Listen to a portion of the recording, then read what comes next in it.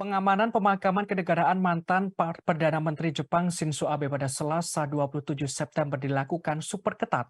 Disebutkan tidak ada satupun yang akan lolos dari pengamanan karena semua terdaftar satu persatu secara detail di Budokan Hall lokasi pemakaman. Selama prosesi pemakaman, tempat duduk untuk tamu undangan dari 217 negara wilayah telah diberikan nama negara masing-masing. Tamu undangan dilakukan pemeriksaan untuk antisipasi COVID-19. Setelah itu petugas melakukan pengecekan tas yang mereka bawa. Tamu undangan juga dilarang membawa makanan dan minuman saat masuk ke Budokan Hall.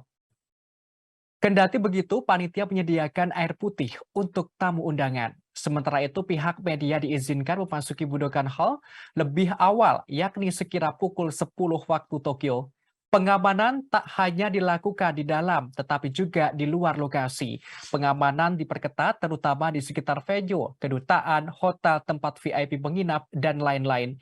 Kewaspadaan ini dilakukan dengan menambah jumlah petugas polisi dan memperkuat patroli serta inspeksi. Ketatnya pengamanan jalannya pemakaman juga tidak lepas dengan adanya aksi protes publik yang menolak pemakaman AB. Masa menilai AB tidak pantas dimakamkan secara kenegaraan.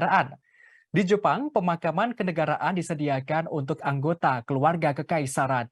Hanya sekali sejak Perang Dunia Kedua, seorang politisi diberi kehormatan ini, dan itu terjadi pada tahun 1967. Sehingga ketika AB diberikan pemakaman kenegaraan adalah masalah besar. Menurut jajak pendapat, AB tidak pernah sangat populer, namun sedikit yang akan menyangkal bahwa ia membawa stabilitas dan keamanan negara.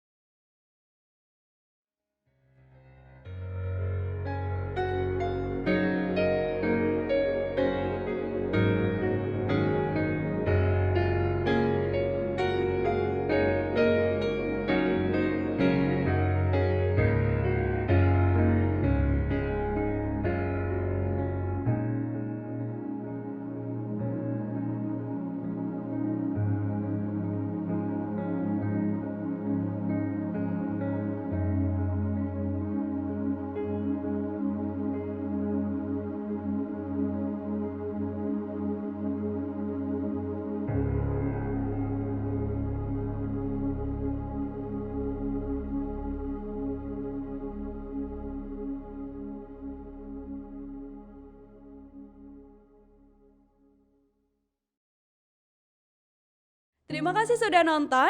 Jangan lupa like, subscribe, dan share ya.